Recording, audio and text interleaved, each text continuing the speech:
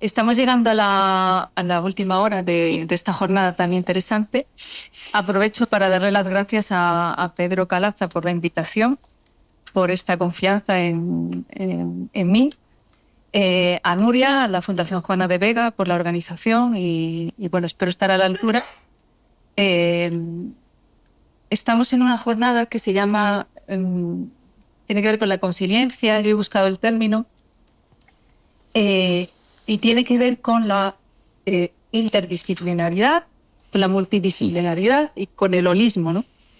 Y los tres conceptos es simplemente, en vez de ser reduccionistas y ver algo como un problema local y de una forma unidireccional, como se ha hecho tradicionalmente, sobre todo desde lo que nosotros conocemos, que es la ingeniería civil, abordar las problemáticas o los proyectos o las propuestas desde puntos de vista holísticos.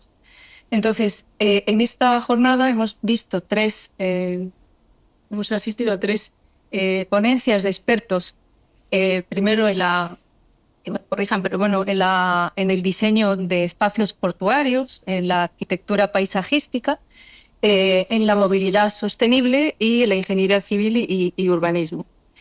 La idea que hemos hablado, hemos acordado ayer, es tener una sesión abierta de meditar, discurrir esto que se ha comentado. La verdad es que yo había preparado algunas preguntas, pero bueno, se me ha descolocado todo después de ver las tres ponencias.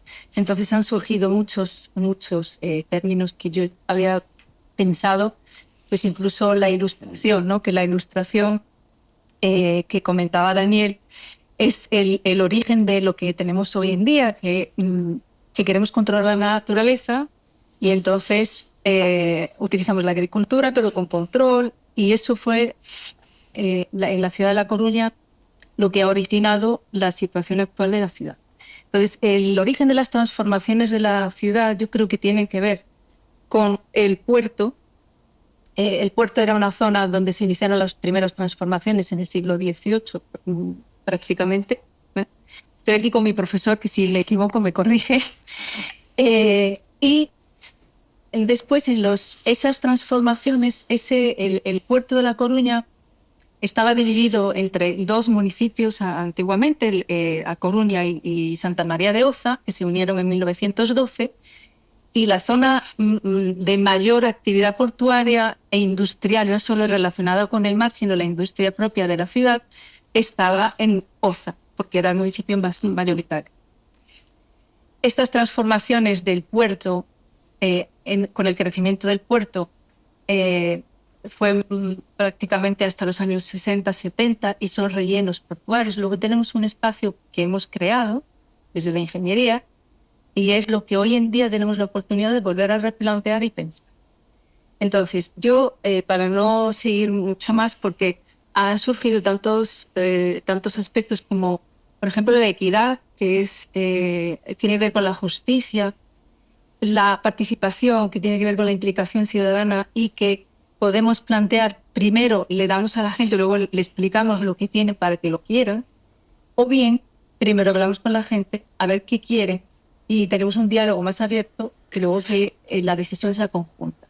Creo que desde la consiliencia debería ser la última, ¿no? La última funciona mejor, porque la gente, cuando tiene esa identidad cultural, esa sensación de pertenencia, han trabajado en el proyecto, o van a querer. Si tú se lo impones o crees que vas a recuperar su memoria, es su memoria, no la puedes recuperar tú, le tienes que preguntar. Entonces, lo que vamos a plantear aquí es primero una sesión de poner en común estas tres, y así llegamos a la consiliencia en estas tres intervenciones, y luego dejar un espacio para el público, que ruego que participe lo máximo posible para que también conozcamos las percepciones de los que aquí estamos. Entonces, se me ocurre plantear qué particularidades tiene el puerto de La Coruña que hagan que tengamos que escoger elementos como la base para su desarrollo.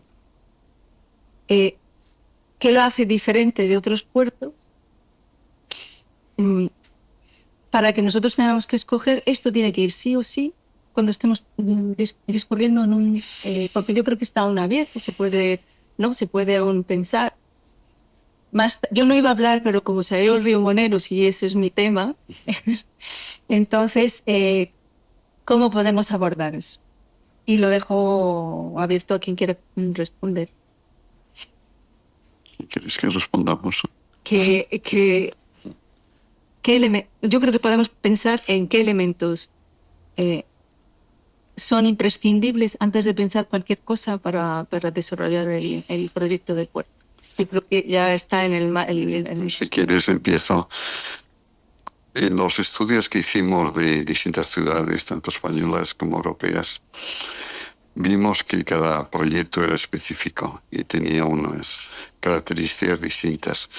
Por tanto, si aplicásemos a La Coruña los modelos europeos que yo mayoritariamente conozco, nos encontraríamos con unas fuertes intensidades, más en la línea de los convenios del 2004, que no afectarían nuestra ciudad.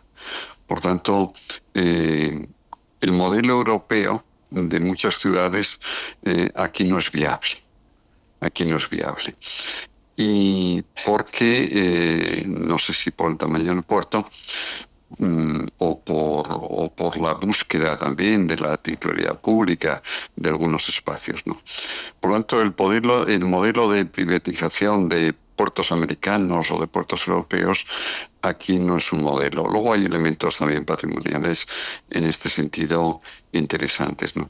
Y yo creo que cada proyecto hay que afrontarlo con una cierta unidad, partiendo de la realidad de lo que existe, ¿no? En las relaciones, lo puede comentar Julián, ¿no?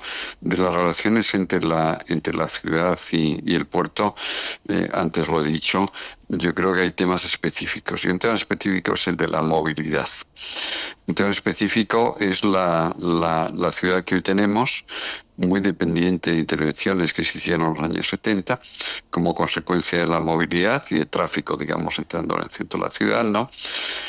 Con alguna intervención que se ha hecho, como la intervención con unos convenios que hicieron en 2010 que modificó con los túneles correspondientes la propia direccionalidad del tráfico. Pero yo creo que el tema de movilidad es un tema específico. Luego hay elementos específicos como son también patrimoniales en este sentido, que también tenemos que tener en cuenta, ¿no? Y luego también me parece que un elemento específico de la ciudad de La Coruña es la deuda que tiene la propia autoridad portuaria, que no tienen otras autoridades portuarias y que hay que hacerla frente con la operación que se realiza en los terrenos portuarios. Por tanto, es una operación que está condicionada en estos momentos y la transformación de los terrenos portuarios está condicionada no solamente por los costos de urbanización, sino también por la deuda correspondiente. Entonces hay una limitación que no podemos pasar de largo. Entonces hay condicionantes de espacio y económicos y normativos, porque no. Bueno, hay condicionantes de espacio porque a mí me sigue horrorizando cuando entro por Primo de Rivera y ver el follón que se organiza en Linares Rivas con el viaducto de Linares Rivas. Nosotros en las líneas estratégicas proponíamos por fases la demolición del viaducto de Linares Rivas, la demolición del viaducto de la Avenida del Ejército. Entonces, yo creo que el problema del espacio es muy importante y que la transformación de los espacios portuarios hay que hacerlo también con demoliciones que no nos deben asustar. Es decir, nos hemos acostumbrado a una imagen del tráfico de entrada a la ciudad de los años 70, pero que no es la imagen futura de las avenidas urbanas de la ciudad. Incluso, bueno, proponíamos la demolición del edificio de la policía, porque si queríamos crear esas transparencias entre los jardines, por tanto, lo importante son los objetivos. Lo importante son los objetivos que nos planteemos con la intervención. Hay que demoler edificios, o el Hotel Atlántico también, o el Palacio del Ocio. Es decir, demoliciones que no son fáciles. dentro de la ciudad porque nos hemos acostumbrado a esos edificios. Pero si queremos crear esas transversalidades, esas transparencias que proponíamos nosotros, hay que demoler edificios, hay que demoler puentes y hay que demoler edificios. Y es con esta generosidad con la que hay que plantear todo el tema de la transformación del puerto. Los demás... Yo quisiera hacer una pequeña reflexión. Como outsider que sois, creo que es algo muy único que acabas de decir, ¿no? En el sentido de esto es una oportunidad para la ciudadanía, para hacer una reflexión, y a nosotros nos compete mucho el hecho de generar este sentido de pertenencia, cómo conciliar de que las líneas estratégicas que con tanta experticia, ¿no? La gente, la sociedad civil, no sienta que son suyas, y lo acaba de decir, ¿no? Cómo hacer ese vínculo, ¿no? Y es algo muy fundamental con también la participación ciudadana, y a lo mejor es tabú, pero siempre va a haber temor al cambio. Hay mucho temor al cambio y la incertidumbre. Entonces, ¿cómo guiar y empezar desde el sentido de pertenencia y la participación y aconsejar? Al momento de escuchar la demolición, enseguida genera una reacción de rechazo, y estoy seguro y conlido contigo, pero ¿cómo trabajar psicológicamente con la civilización para entender el por qué? Yo siento que siempre hay que empezar desde un proyecto a nivel de humildad, ¿no? Y siempre los proyectos también, la profesión ha cambiado mucho, no es la misma profesión. Voy atrás 10 años, no es igual. Y 20, inclusive más distinta. La planificación de los años 70 no tiene nada que ver con la de hoy. No existía el GIS. No había esa precisión, ¿no? El uso de los suelos era ni siquiera en 2D, yo le diría en 1D. Ahora hay cuarta dimensión, la dimensión social, que es intangible, pero es tan verídica. Y cómo casas todo, es muy complejo. Y yo estoy casi seguro que en todos los proyectos que nosotros hemos hecho son exitosos porque primero hay unas líneas estratégicas. Pero son cosas distintas, una línea estratégica a un diseño. Son completamente... Pero el diseño solamente es exitoso si hay un esqueleto previo con todas las capas que decía el doctor. Por eso es tan importante también entender las diferentes experticias y las diferentes capas que van de arriba hacia abajo, de izquierda a derecha. Y es muy importante trabajar, a pesar de que el tiempo es escaso, pero trabajar también que la sociedad participe y sienta, ¿no? Ese sentido que nosotros llamamos belonging y pertenencia. A mí me gustó algo, empezar siempre de lo sencillo, como dices, cuáles son las particularidades únicas de este puerto. Y yo, esta es mi opinión personal, pero pienso la relación con la ciudad creo que es importante y debe de pertenecer a la ciudad porque está intrínsecamente ligado. Y la segunda, la parte de la pesca, me parece que es un orgullo que es único de esta región que debemos de celebrar. Sé que tiene sus complejidades, escalas, usos, pero ahí hay algo y un nicho muy interesante, ¿no? A reflexionar o a, digamos, exponencialmente, ¿no? Llevarlo a una especie de pedestal. Bien, pues a raíz de esto, creo que infraestructura verde no ha salido como explícitamente, ni servicios ecosistémicos tampoco lo hemos dicho explícitamente, pero sí están en la pesca, están en la participación ciudadana, están en la historia del puerto, están en el ocio, están en el diseño que incluye verde, mucho verde. Pero mucho verde tampoco es bueno. No. Entonces, ¿cuál es el balance, el equilibrio? El estudio de la infraestructura verde sí. A nivel local, entendida como una red. ¿Y quién lo mantiene? ¿Y quién lo opera? Lo mantiene el conocimiento. Yo creo que hace unos años, en una charla con Pedro, habíamos llegado a que la gente se implicaba de varias formas y una de ellas es a través del conocimiento. El amor que uno tiene a su ciudad, a su alrededor, solo lo puede conseguir. O sea, tú puedes proteger solo aquello que conoces. Habías hablado antes de la conciencia de que algo existe o no existe. Pero si tú no sabes que existe o no sabes las limitaciones que existen, entonces la gente quiere implicarse, pero también hay que darle esa humildad y acercarse a la ciudadanía para tener una reflexión mutua más cercana. Yo diría también forma parte de un proceso de validación. Sí, sí, no, Sí, de validar las líneas y obviamente siempre va a haber una tercera parte que va a admitir y aceptar, ¿no? Ujú. Por más que tú digas es por aquí, tiene que ser validado por un tercero contrario. Y eso emerge a superficie de manera, ¿no? Sí, sí. Y la flexibilidad de la que hablabas, los proyectos tienen que ser iterativos, todo eso hace que no sea, que sea un proyecto no rígido desde el principio, sino que se pueda modificar. Para no seguir mucho rato, me gustaría darle el paso a Julián para decir también lo que él ve en... Sí, yo creo que, bueno, voy a decir tampoco para no repetirnos, porque ya algunos, eso y además porque está Carlos, que conoce mucho mejor el puerto sobre sus singularidades. Yo hablaría de tres cosas. O sea, la primera, bueno, pues casi me lo ha dejado para decirlo Carlos, que es el tema de la movilidad.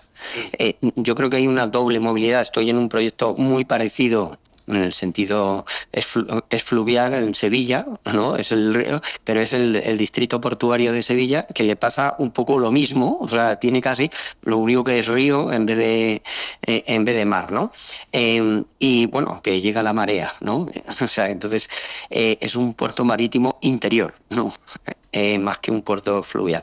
Entonces, en ese sentido, hay una doble movilidad. Una es cómo se va a mover la gente dentro del desarrollo, que también es importante, y cómo va a moverse para llegar al desarrollo. Entonces, esa doble movilidad no hay que olvidarla, ¿vale? O sea, porque casi parece que hablamos más de cómo llegar, cómo no sé qué, la relación con la ciudad, pero también hay que pensar en cómo se va a mover dentro para que sea, bueno, pues lo más adecuado posible, porque va a ser un espacio nuevo en el que, bueno, vamos a facilitar esas formas de mover distintas. Eso para mí me parece importante. Luego todos hemos hablado que si la participación, es que esto debe ser una parte del proyecto, participación, comunicación, todo eso debe ser como una parte del proyecto. Pero una parte del proyecto y por tanto con presupuesto. ¿Eh? O sea, porque parece como que, bueno, esto ya vendremos tres a contar una historia. No. Tiene que ser una parte con expertos en comunicación, que por supuesto acompañados de los expertos en la materia, pero tiene que tener presupuesto, programa, es una parte importante del proyecto y a mí me parece que eso hay que recalcarlo, ¿eh? Y además si alguien entra, si alguien dice, no, pero es que eso vas a gastarte no sé cuánto, mira, más te vas a gastar si te paran la obra en mitad de cuando lo estés haciendo, ¿no? Entonces, mejor eso. Y luego la tercera cuestión que ha surgido también, hemos visto las cuentas ahí, las cuentas, y se ha mencionado en algún momento, es que las cuentas hay que hacerlas bien, muy bien hechas, no solo las de inversión, sino las de mantenimiento, que también alguien ha mencionado, las de mantenimiento, porque las de inversión son para una vez, las de mantenimiento, operación, son para toda la vida. Entonces las cuentas hay que hacerlas en el ciclo de vida, y eso me parece también importante reseñar. Muchas gracias. Yo creo que por la hora podemos abrir turno al público, que seguro que tiene muchas preguntas. Buenos días. Primero me gustaría felicitarles por las ponencias, y yo soy paisajista, pero me gustaría hablar desde el punto de vista de ciudadana de puerto. Pues soy de puerto de las Comunas, como digo. Entonces, cuando iba a hablar de remodelaciones, se me oye, ¿no? Se oye mi oído. Cuando se habla de remodelaciones. Cuando hablamos de remodelación de puertos, yo recuerdo la niña de mi infancia, ¿no? Entonces, siempre veo que queremos quitar grúas, queremos quitar lonjas. Por ejemplo, cuando yo era pequeña se podía visitar la lonja e ir a la subasta, ¿no? Ahora mismo ya no se puede. Entonces digo, quizás los niños tampoco quieren comer pescado porque no ven de dónde viene el pescado, no tenemos una conexión con el mar, ¿no? Entonces, dentro de este tipo de reformas estaría bien, pues a lo mejor que pudiéramos comer el pescado que pescan los barcos en la propia lonja, que se pueda interactuar con los barcos. Yo sé que alguien de la lonja me puede decir, es que eso es un pollón, pero bueno, un intermedio, ¿no? Y entonces, yo, por ejemplo, veo grúas pasar y me apasiona. No entiendo que haya que quitar grúas y cosas de eso. No sé si me he explicado. Excelente. Yo creo que forma parte de la narrativa y de la identidad del lugar. Son memorias que quedaron arraigadas y que muchos de ustedes se sienten identificados con eso. Y a medida que debe ser un proyecto también multigeneracional, donde luego vas a hacer cosas que puedes contar.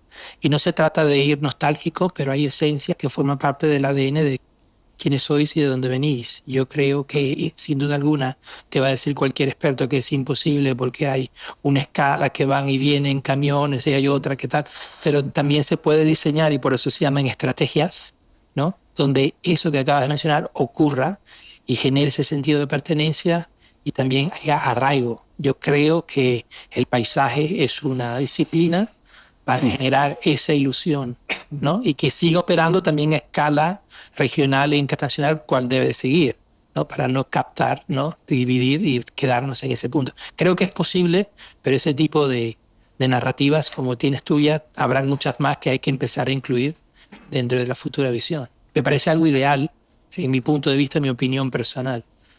Vale, yo voy a contestar también porque esa misma observación, haciendo rutas para conocer por dónde está escondido el río Monelos, es verdad que hay personas que recuerdan entrar al puerto y que lamentan que ahora no se pueda entrar. Y en cuanto a la relación de pesca, ocurre por ejemplo, creo que es el puerto de Fuengirola, se puede entrar y comer pescado del propio puerto. Y te lo hacen el espeto, típico, ya se hace. O sea, es algo que tú entras a una zona que no puedes entrar a toda la zona de pesca, pero sí hay una reserva de una zona y tú puedes entrar y comer el pescado. Lo que es recién cogido, o sea, que sí que existe y se puede hacer. Vale, no sé si aquí... Vale, hay otra pregunta. Hola, buenos días. Muchísimas gracias por la iniciativa de la jornada. Me parece súper interesante y ojalá que se hagan muchas más en este sentido. Como el Master Plan de La Coruña al final es un máster como a largo plazo, a mí me gustaría saber, la pregunta es, ¿qué objetivos, qué actuaciones a corto plazo se podrían hacer en un plan tan a largo plazo para que el ciudadano de a pie no tenga que pensar, hasta dentro de 50 años no voy a ver la foto final? Entonces, ¿qué actuaciones a corto plazo podrían hacerse para que el ciudadano vuelva a tener una sonrisa o recuerdo de ir pasando por el puerto, ver a las rederas, arreglar las redes, para que se impregne y tenga la ilusión por este proyecto y que, bueno, implicarlo de alguna manera? Sí, yo creo que uno de los errores con los que se está afrontando, y me perdone a alguien de la autoridad, es pensar que la intervención en la zona 1 es distinta a la intervención en la zona 2. Y que no solamente hay ventajas de la apertura de los muelles de la zona 1, sino también habría ventajas en este momento de la apertura de espacios en lo que es la zona 2 o en otros espacios intermedios.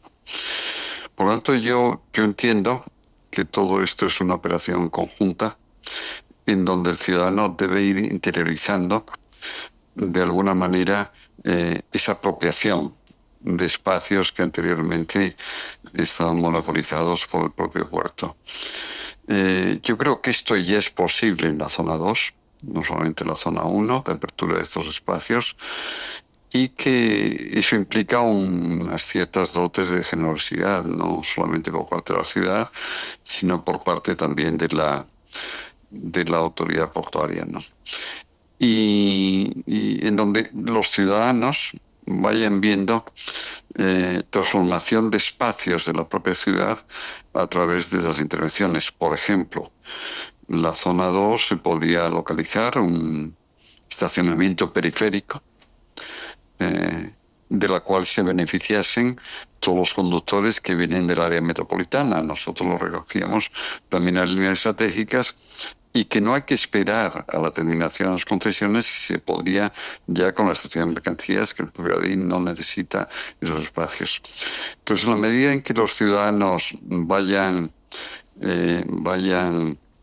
reconociendo que la intervención en el puerto es una intervención que les beneficia, yo creo que irán entendiendo determinadas cosas que se están planteando.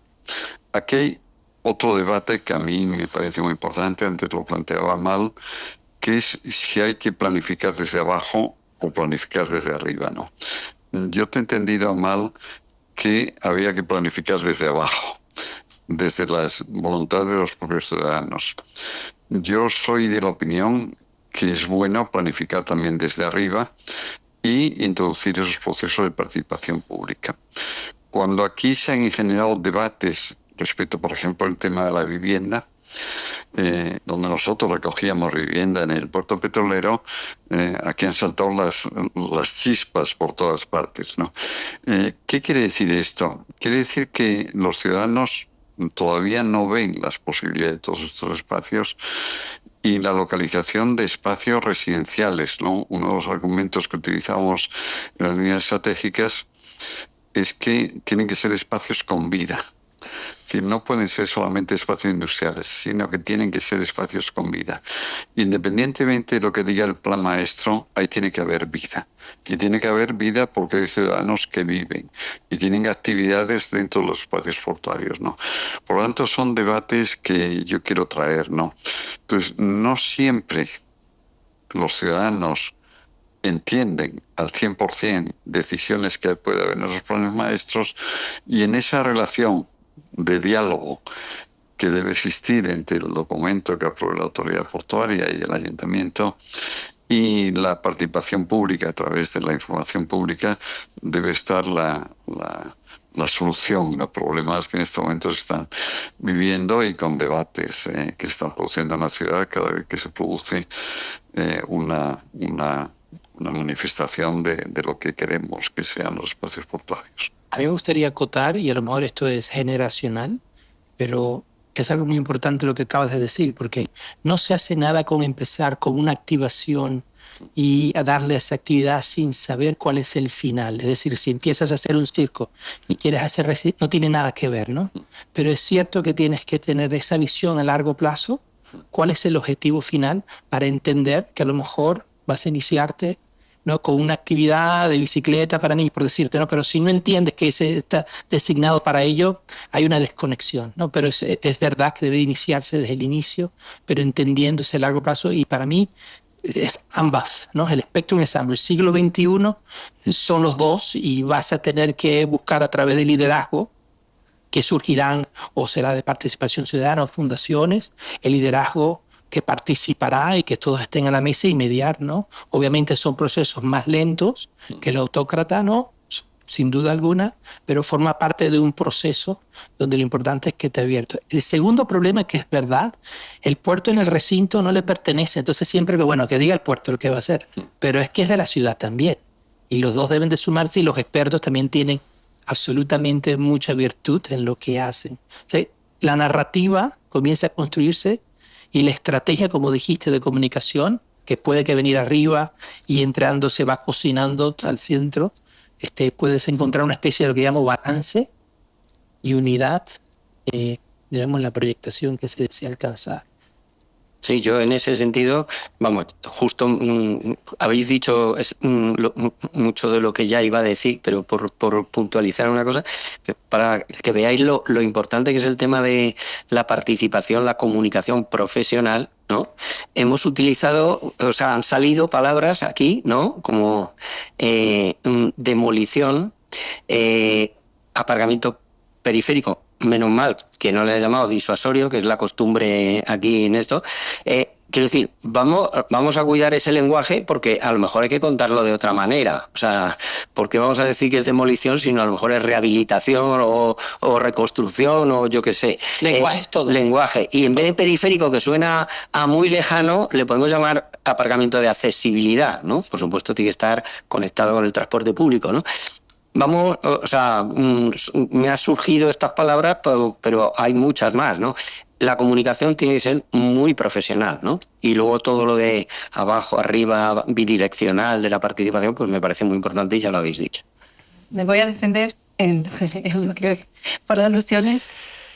Yo lo que creo es que los proyectos que estamos acostumbrados a hacer como ingenieros, que primero hago el proyecto yo solo y luego se lo doy a la ciudadanía y quiero que lo acepte, que no sea así, que yo vaya diseñando, yo tengo el conocimiento técnico y esa fluidez de comunicación con la ciudadanía es la que tenemos que conseguir. Yo me refería a eso, no que los ciudadanos sean los que vayan a proyectar desde el principio. Nosotros conocemos las limitaciones técnicas, las limitaciones normativas, las limitaciones económicas, que a lo mejor el ciudadano de a pie no conoce, pero hay que transmitírsela para que una vez que hagas el proyecto, él se sienta partícipe y no lo rechace, porque hay muchos proyectos hechos para los ciudadanos. Y voy a dar un ejemplo, me voy a mojar y voy a dar un ejemplo. Hay que en La Coruña se hizo una fuente para conmemorar el río Moneros. La primera escultura, hay una escultura que es una rotonda y la gente no sabía que esa escultura es para conmemorar el río ni lo que significa. Entonces, una vez que a la gente le dices para qué es, la quiere un poco más, la acepta porque forma parte de su legado, ¿no? De la ciudad. Y hay otra escultura que también, pues, si veis las redes sociales, la gente pues, no la ha aceptado. Y a lo mejor si se hubieran implicado desde el principio, sabiendo que en esa zona no se va a poder levantar el río, o técnicamente es difícil, o económicamente es muy complicado, a lo mejor aceptarían eso como un ejemplo de homenaje. Yo me refería a eso.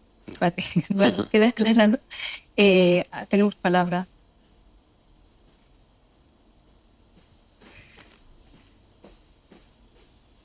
Bueno, está encendido.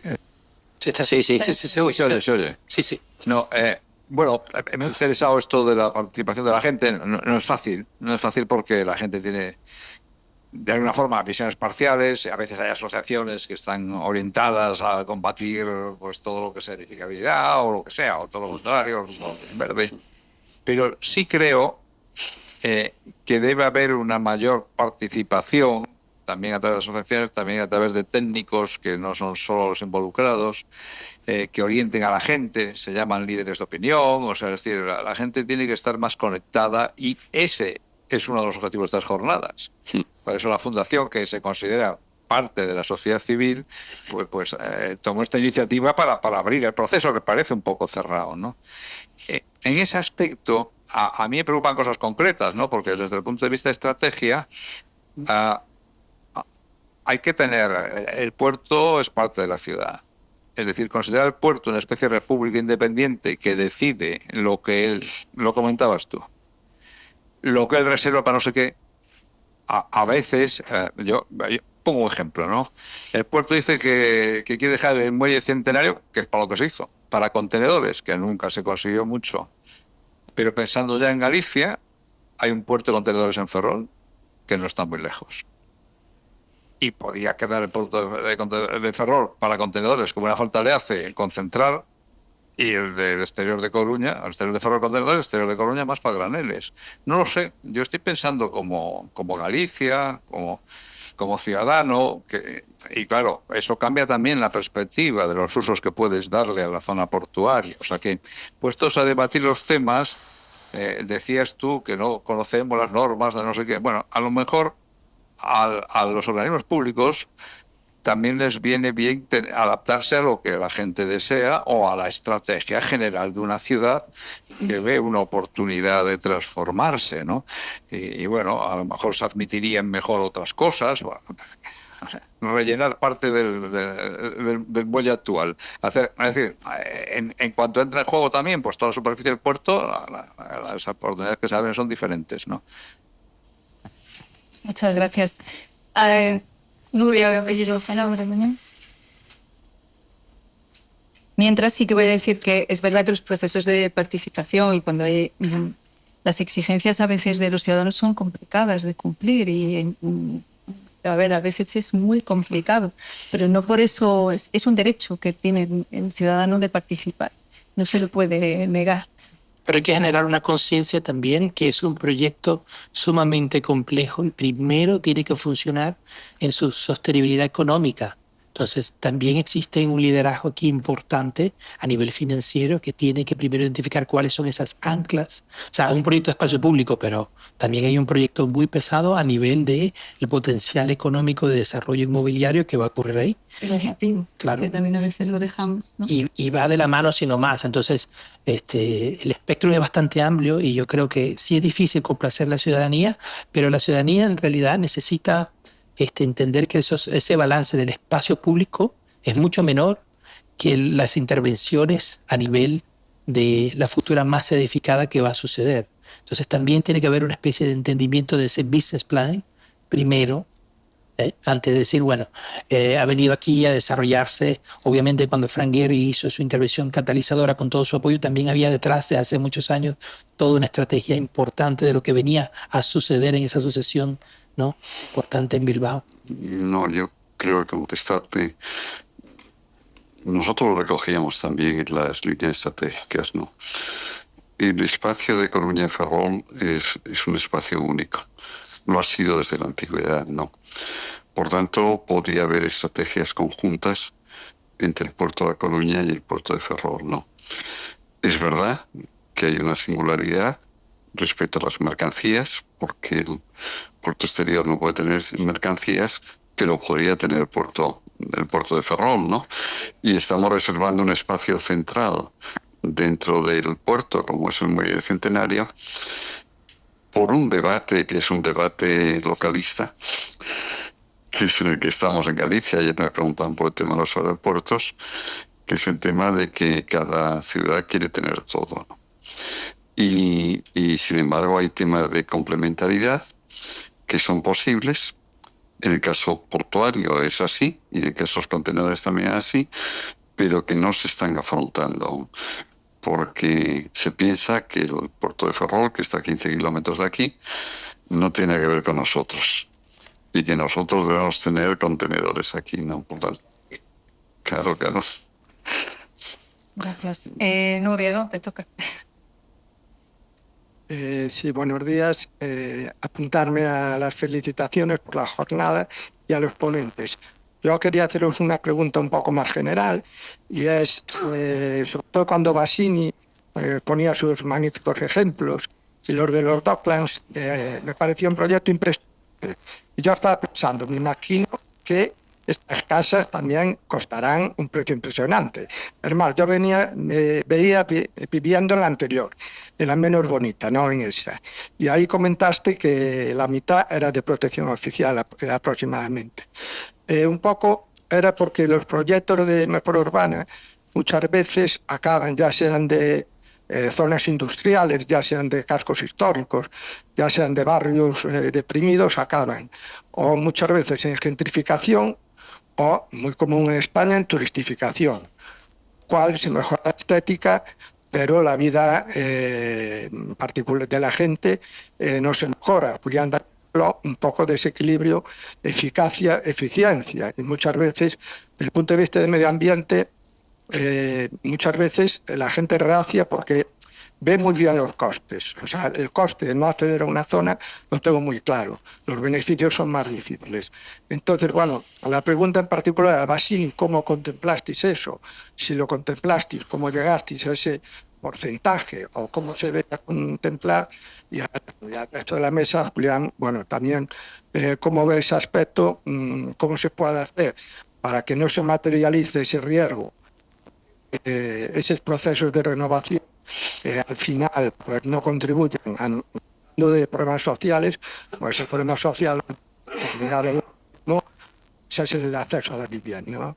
¿Cómo se puede hacer eso sin que no solo no contribuyan negativamente, sino que contribuyan positivamente? Muchas gracias.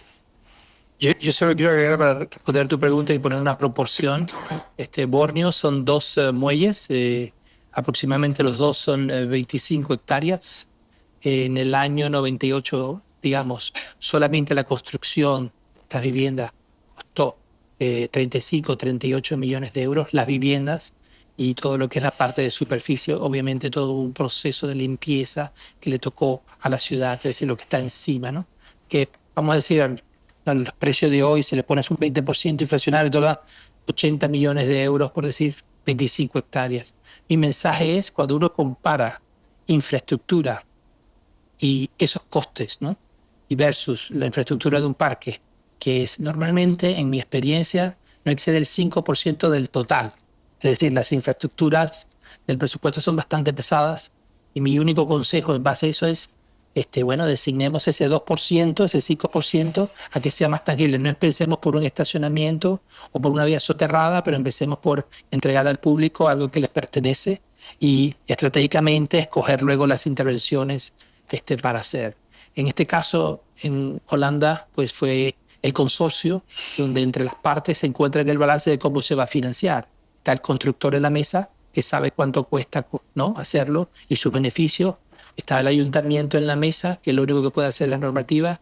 Y luego está una especie de fundación, que es The Housing Corporation, que busca las agendas para suplir, ¿no?, a sus comunidades y partidos políticos. Y esta mesa de 3 patas definen el brief, luego la participación ciudadana suple. Nosotros, la labor nuestra, después de varios planes estratégicos, visiones y modelos, es diseño, que es completamente distinto. Pero primero no vamos a venir nosotros a saber cómo hacer todo eso si no hay, digamos, todos estos antecedentes para poder ser exitosos.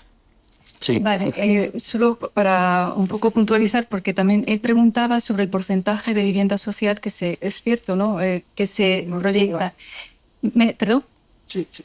Claro, para que sea un espacio accesible a todo el mundo por equidad, por justicia, ¿no?, lo que estábamos hablando. Sí. Yo no sé en ese caso en concreto, pero hay ciertos países europeos que tienen la obligación por Sí. normativa municipal, Sí, de dedicar un porcentaje en un edificio nuevo construido a vivienda social y vivienda pública. 50%, 25%, Claro, partido, 25%. depende, creo que es una cosa de Estado, Sí. y después del ayuntamiento. Incluso después las bonificaciones de los ayuntamientos Sí. ayudan para que la gente pueda estar y no sean zonas exclusivas de personas que puedan comprarse el coche eléctrico y acceder al centro de la ciudad. Eso es. Sí, o sea, yo fíjate que en ese sentido, bueno, hay casos, generalmente estos países que hablas pues suelen ser países, Francia, pero Holanda, todos los países escandinavos, eso lo tienen en la norma, ¿no? Y se desarrolla. No podemos decir un porcentaje directo en este caso, porque a lo mejor hay que también estudiarlo y tal, porque todo tiene que cuadrar, ¿no? Sí.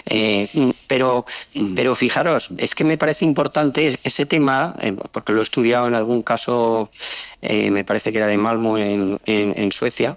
El tema es muy importante también por la funcionalidad. O sea, es que tenemos que pensar que eso va a ser una nueva ciudad o un nuevo barrio enorme que tiene que funcionar de acuerdo con esos parámetros que he contado de desarrollo orientado al transporte. Y parte de esa concepción de, en el fondo, minimizar también un poco la movilidad, que lo voy a llevar a mi campo, que al final es en lo que trabajo, minimiza también los desplazamientos.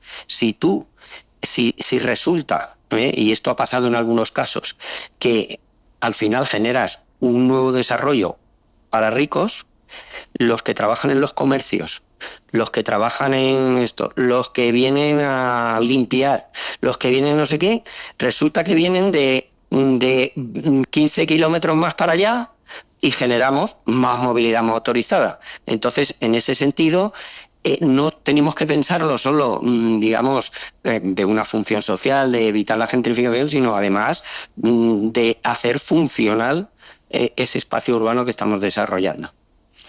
En los convenios del 2004, el segundo convenio que se firmó, el 50% de la vivienda era vivienda social.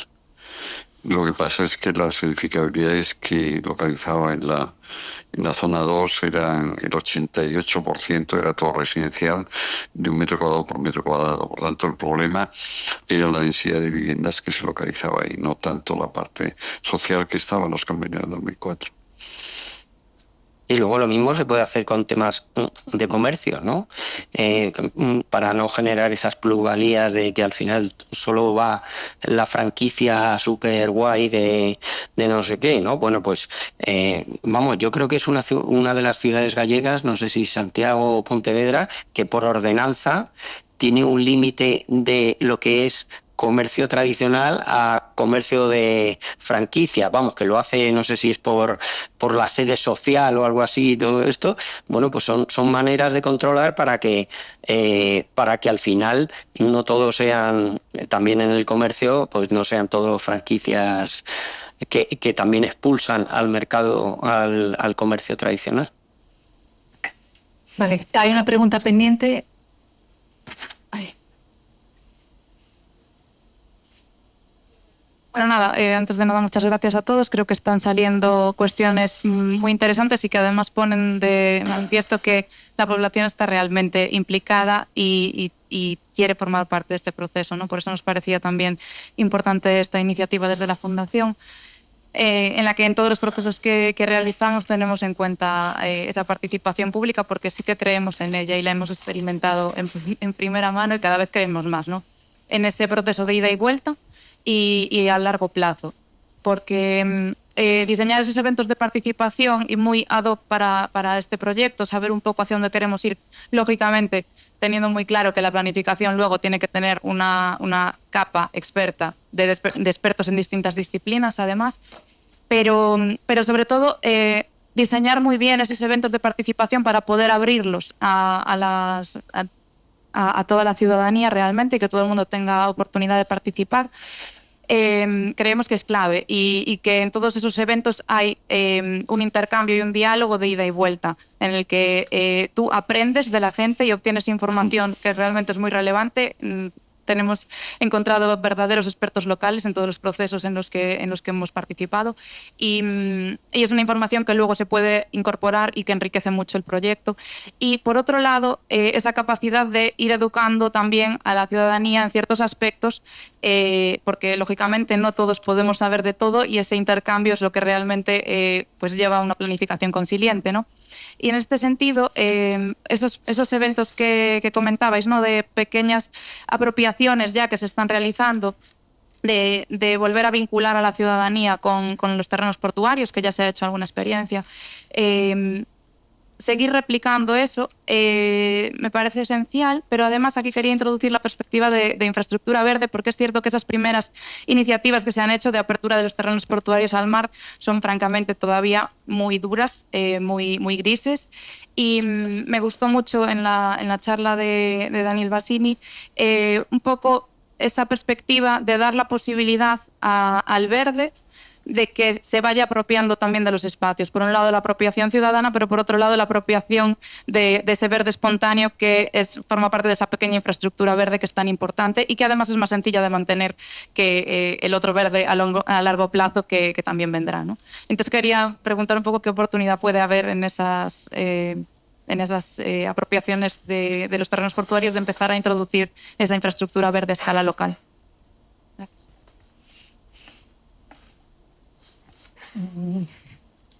¿Por alusiones? No, algo muy importante lo que acabas de decir. Yo tomaría prestado ese término, ya que es cuestión de lenguaje, de construir toda una taxonomía de todos los diferentes desiderios de la población, pero me parece sumamente hermoso la palabra de apertura de salones portuarios al mar. Qué poético, ¿no? Y yo creo que es ahí donde nace. ¿Cuál es la gran idea? Si cerramos esta mesa aquí, estoy casi seguro que el 91% quiere eso. ¿Quién no quiere eso? Y es donde inicia. Estoy seguro que en el plan estratégico del señor Carlos los tiene. Entonces es una cuestión de conectar y de saber empezar a encontrar esos espacios comunes. Y luego, ¿cuál es la prioridad? Entonces, ¿cuál es la gran idea y cuáles son las prioridades? Y es ahí donde nace entonces el proyecto para estar todos unidos si esa es la visión.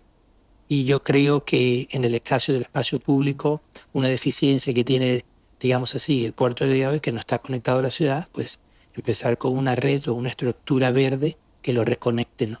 Y yo creo que cuando terminó la ponencia, muy interesante, que no se quedó solo en el puerto, pero también todas las partes de las vías, ¿no? Cómo esos ejes llegan al puerto, se derraman y entonces identificar dicho ese espacio. Y capaz se inicia ahí el proyecto y dejar los predios, como en el caso de Nueva York, ya demarcados para un futuro desarrollo. Y el que tenga capacidad de inversión, bienvenido. O sea, es una especie más de, ¿no?, de juego de ajedrez, ¿no? Y poco a poco darle las oportunidades, como en el caso espontáneo de Amsterdam. Bueno, va a haber una manzana espontánea que es lo que quieran. Se dice, como ustedes quieran, ¿no? Y otras que ya tienen que estar fijas para que funcione el proyecto. Entonces, para mí, volviendo a tu pregunta, una red de una estructura verde que interconecte el puerto con esos ejes que terminen en algo verde y esa relación uno a uno con el borde es esencial. Pero ya eso es diseño. Entonces, ¿cuál es la acción? Si ese es el deseo, bueno, ¿cómo se articula primero el eje? ¿Dónde es? Y luego articularlo en la parte de planificación.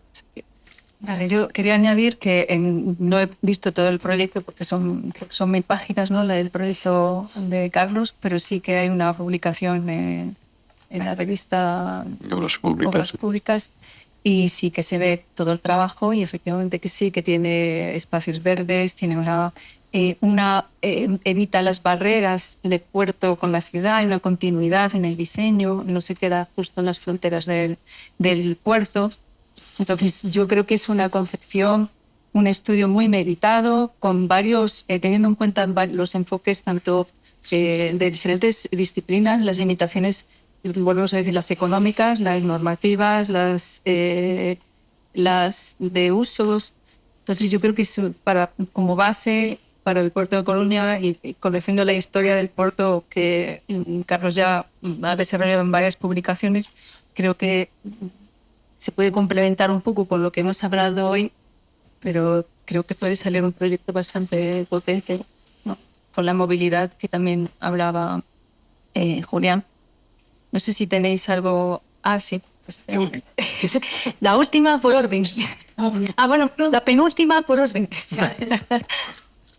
Mi pregunta es, si estamos hablando de integración y de hacer proyectos permeables, los que llevamos toda la vida en la Coruña, pues que se supone que Coruña es de esas ciudades que todavía se paseaba mucho, como Santander o las ciudades del norte. Es verdad que puedes hacer recorridos pues, a través de los cantones, a través del paseo marítimo, y ahora si consiguiésemos alcanzar lo que decís, pues habría una continuidad, ¿no?, a nivel de paseo. Porque es verdad, yo que vivo en Linares de Rivas, cuando vas a pasear nunca vas enfrente, porque la acera es estrecha, porque está la valla y el tema del tráfico. Que es verdad que ahí confluyen las dos grandes vías, que es Alfonso Molina y la Avenida del Ejército. Estaríamos hablando de cerca de 400.000 vehículos diarios, ¿no? Sí que es cierto que considero muy innecesaria, ya no como correcta, pero sí necesaria, correcta también, el romper, porque a veces esa desconexión es fundamental para volver a reconectar, porque ahí hay como dos grandes vallas, ¿no?, la propia del puerto y la propia del tráfico. Pero siguiendo con esto y hablando de la continuidad y la permeabilidad, y como ciudadana de Coruña se ha hablado en el periódico mucho lo del tema de las lluvias, del proyecto, no sé si de urbanización, o bueno, hay un proyecto, ¿no? Entonces, si este proyecto del puerto ha contemplado o se ha integrado o viceversa con esa otra actuación, sobre todo para conseguir que esa conectividad vaya justo, ¿no?, todo el borde costero de Coruña y que no quede, o sea, sé que es un poco ambicioso, pero bueno, estamos soñando. Y luego hay una cosa que yo que he estado haciendo el máster y que se ha escuchado, es verdad que hablando del hilo conductor o de la historia, Coruña, como muchos pueblos costeros, crecen al abrigo del viento, ¿no?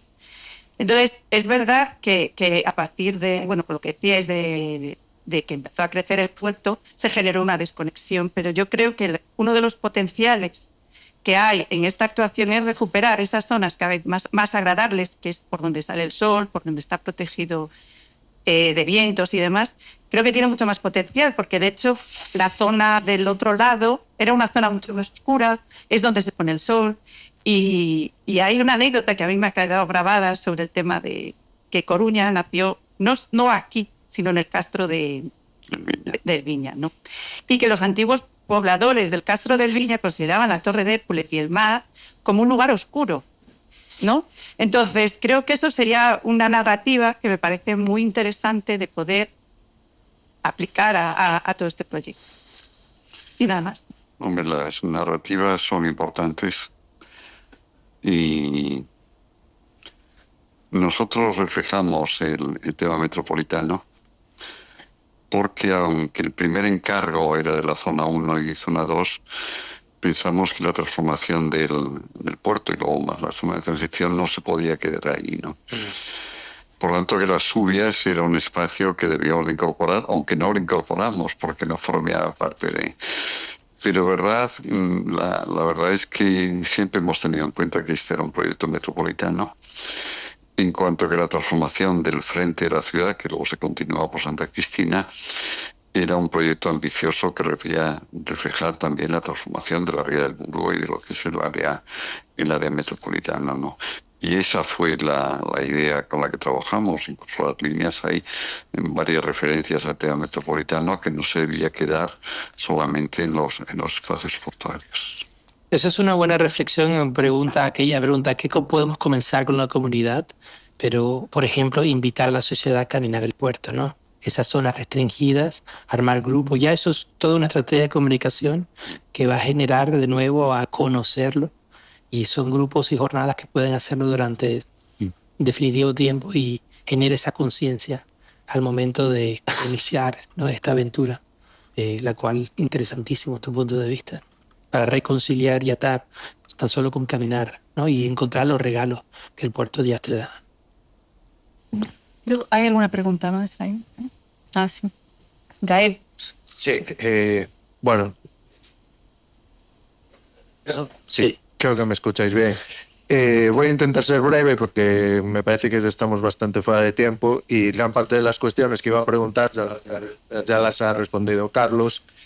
Y soy consciente de que hay ciertas cuestiones que se hablaron de cómo crearnos el proyecto. Creo que hay una parte muy importante que es que casi nadie o muy poca gente es consciente de las dimensiones reales del proyecto. Mismo nosotros, Carlos, no hemos podido en ocasiones acceder a ciertas partes del puerto. Y como decía Carlos, hoy en día con la apertura de batería te das cuenta de la dársena tan impresionante que hay y la dimensión real que tiene este puerto, ¿no?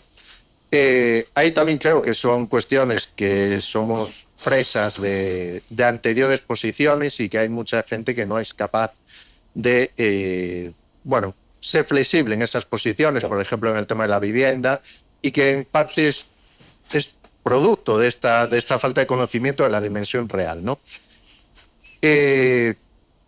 Hay una cuestión que ahora mismo decía Carlos, que es que la visión metropolitana siempre ha estado detrás de las bases estratégicas y siempre se han tratado desde ese punto de vista, ¿no?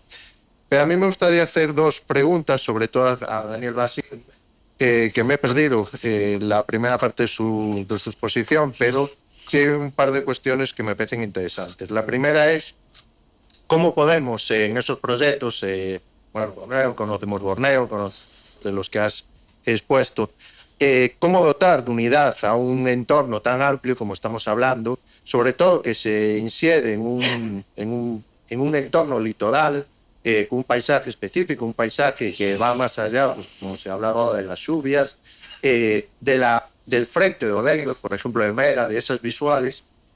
¿Cómo podemos un espacio singular, que además tiene distintos espacios singulares y que, como decía Carlos antes, parece que va a haber gestiones, no sé si unitarias o diferenciadas, cómo podemos, el dotar de singularidad dentro de un entorno paisajístico que tiene su propia dimensión, ¿no?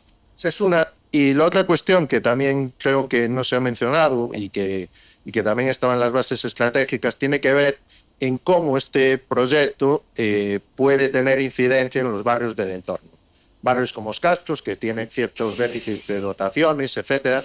Me gustaría saber en esos proyectos que has expuesto también, cuál ha sido el efecto en los barrios del entorno. Es decir, se analizó anteriormente el efecto que podía haber en el barrio del entorno, se analizó cuáles han sido las consecuencias. Por ahí se habló de gentrificación, se hablaban de ciertas cuestiones, pero me gustaría, si tienes esa información, que lo pudieras exponer. Sí, capaz de luego paso la palabra a Carlos, pero Digamos, en nuestra profesión nosotros sabemos que al momento que recibimos una llamada a un cliente y por ser diseñadores del espacio público y de parques, el momento que tú diseñas un parque, quieras o no, el perímetro de ese parque o de esa zona verde inmediatamente se incrementa. Y es algo que es fuera de nuestras manos, es así, ¿no? Introduces un parque y una vivienda que al frente tenía un parqueadero y de repente tiene zona verde, el día de mañana, ¿no? Ya sabemos lo que significa para lo que vendría siendo esos bienes raíces. Es la naturalidad y no depende de mí, es del mercado. Entonces, punto número 1. Sí, es responsabilidad social, no solamente del paisajista, pero del equipo.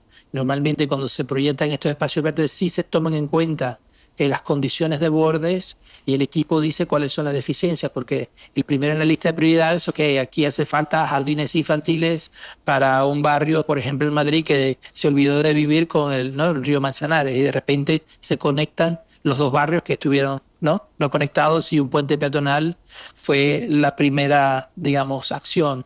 Entonces es muy importante y sí, la respuesta es sí, la responsabilidad de analizar cuál es el entorno, cuál es la deficiencia y además que ese barrio va a estar sujeto a años de construcción y quiere luego ser compensado, ¿no? Porque la construcción también es tediosa y bueno, luego al menos se termina la construcción y tienes algún beneficio, cuál es importante y también siente ese sentido de pertenecer al proyecto y de no de sentirse, digamos, rechazado. De esa manera es una. Y dos, no sé si te expliqué al principio, pero decía, bueno, ¿cuánto es, digamos, el espacio público? ¿Cuál es la cantidad suficiente?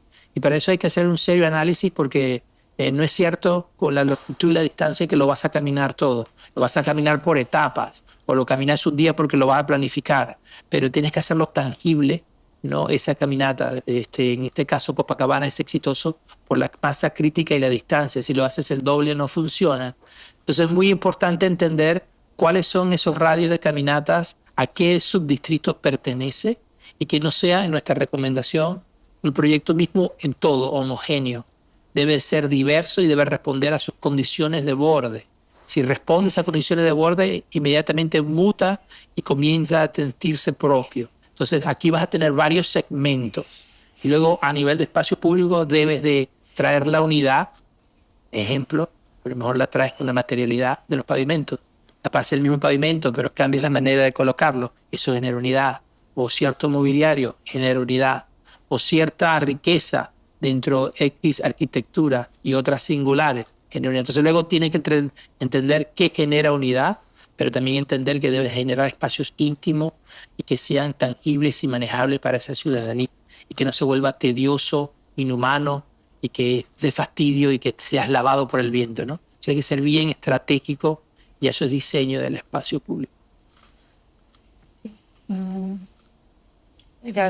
Creo que es la última pregunta. Sí, un comentario y un par de preguntas, ¿no? Aunque va a haber, digamos, una semana dedicada al tema de infraestructura verde, como ha salido tu comentario, ¿no? Ayer del siglo pasado, un arquitecto de Alcoy, César Cort, hizo un plan de urbanismo para Coruña en el cual planteaba, ¿no?, una extensa red de parques urbanos con corredores, etc. Hizo un prisma filosófico anatómico que era que conocía el paisaje. Ese plan general de urbanismo que quedó descartado por un exceso de espacios verdes públicos, ¿no? Se nos dio un cajón, apareció otro plan de urbanismo, especulación y generó la Coruña que tenemos ahora, una Coruña con una densidad de poblacional enorme, de las más altas de España, y tiene algún barrio como el barrio de Algarzán, que tiene casi 58.000 habitantes por kilómetro cuadrado, de los más altos de Europa, ¿no? Entonces, claro, Coruña ahora mismo es deficitaria en espacios verdes. De hecho, hay un estudio del Instituto de Salud Global de Barcelona que estudió 1.000 ciudades en Europa y Coruña aparece en la número 9 como la que tiene peor dotación de espacios verdes y problemas de salud pública derivada de esa. Por tanto, Coruña no tiene infraestructura verde, tiene un sistema de espacios verdes satelizado. Cuando se analice la integración de infraestructura verde en el proyecto del puerto, debería hacerse a nivel de ciudad, no solo del puerto. Esa es mi primera reflexión. La segunda es, salió el tema de la gentrificación ecológica, ¿no? Yo conozco el caso de Malmö, que estuvo allí, ¿no? Y también el caso de Stefano Boeri, los edificios que hace, ¿no?, que de hecho ha hecho una Rotterdam, ¿no? Y ese edificio de Rotterdam sí se permite, digamos, o se reservan algunos de los pisos para viviendas de protección oficial. Mi pregunta es, y esta es la primera, ¿no?, ¿realmente eso funciona? Vamos a suponer que se hace en el puerto, una persona paga pues, medio millón de euros por una vivienda y el de al lado paga 100.000, ¿no? Cuando pasa el tiempo, a lo mejor por una serie de motivos, el que pagó 100.000 prefirió venderla o alquilarla, etcétera, etcétera. Entonces, no sé si en tu experiencia a nivel internacional tienes conocimiento de cómo ha funcionado ese tipo de soluciones, ¿no? Y la otra era un poco peculiar, ¿no? Claro, el ámbito del proyecto de Colonia es enorme. Quizás se justificaría una revisión global del plan de movilidad de Colonia, ¿no? Es decir, a nivel global también, un poco como el infraestructura verde, ¿no? Y si es así, ¿cuáles son, desde tu punto de vista, si lo sabes, ¿no? Digamos, las demandas, 2 o 3 demandas más importantes que tú percibes que requiere la ciudad de Colonia? Muchas gracias. Es bastante compleja tu pregunta a nivel de cómo se comporta localmente. Cada cultura tiene su propia idiosincrasia, ¿no? En Holanda existe obviamente una estructura socialista muy impregnada, donde desde el comienzo de un plan no hay un cierto porcentaje, como muy bien decías, propio del norte de Europa.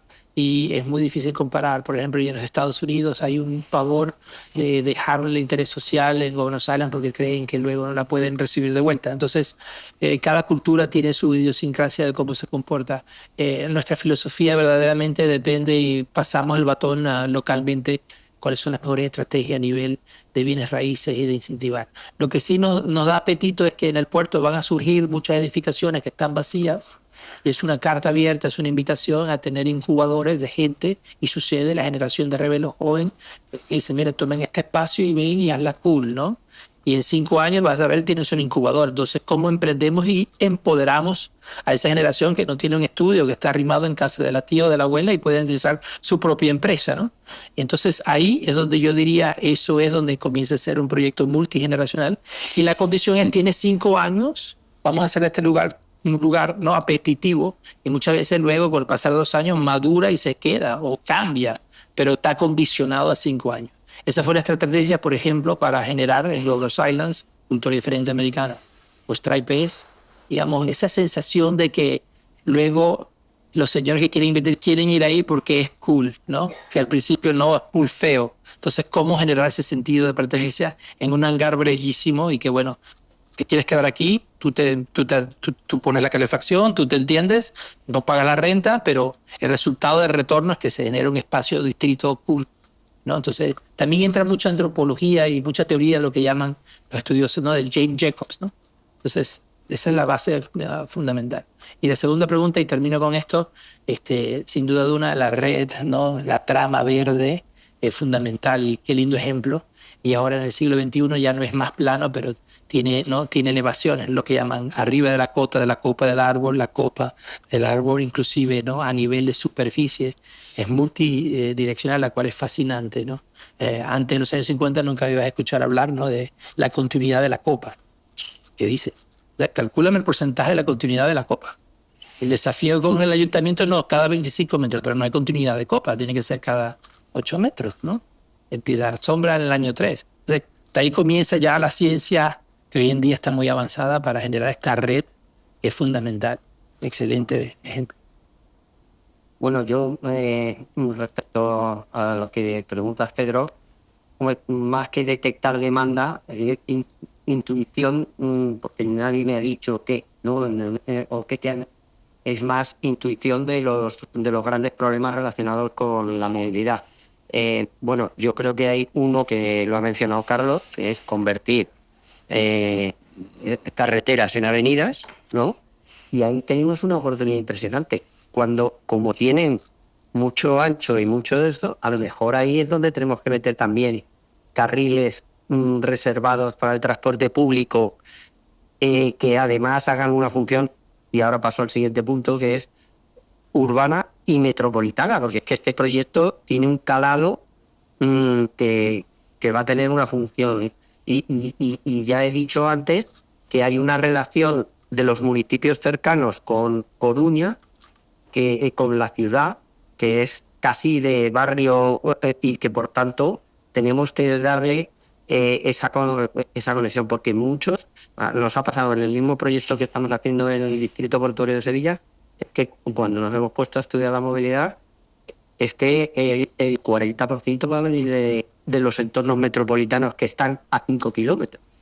Entonces, bueno, pues tenemos que tener esa visión de por lo menos desde el punto de vista de la movilidad, casi metropolitana. Y es, como todo proyecto, una oportunidad tanto para crear ciudad como para resolver problemas de movilidad, ¿no? Estos grandes proyectos, y en ese sentido creo que es así como podríamos considerarlo, y recordar lo que he dicho antes, ¿eh? Hay que pensar en cómo se van a mover en un desarrollo tan grande, ¿no? Y cómo van a llegar a ese desarrollo, la doble movilidad. Sí, Vale, ¿me dejas decirme? Sí, perdona. claro, sí, antes de cerrar. Yo creo que el culpable no fue tanto lo que se llamó el Plan de Alineaciones del año 48, que transforma el Plan COR con las rondas correspondientes. Yo creo que la ciudad que tenemos, la gran densificación se produce a finales de los años 60 con nuevas ordenanzas que aumentan las alturas correspondientes, construyendo torres. Por tanto, tenemos una ciudad muy dependiente todavía de los años 60 y 70. Por tanto, la manera que podamos resolver esas carencias de equipamientos, de espacios libres dentro del puerto, pues bienvenida. Nosotros vamos a prolongar los jardines Méndez Núñez hacia el puerto. No nos planteamos colocar viviendas en mercancías, pues nos parecía que hay un espacio de separación entre las viviendas de Petrolero y la propia ciudad, del barrio La Gaitera, que son con enormes densidades. Por lo tanto, en la medida en que los espacios portuarios sean capaces de resolver carencias que tiene la propia ciudad, pues serán bienvenidos, ¿no? Y los ciudadanos los recibirán con alegrías.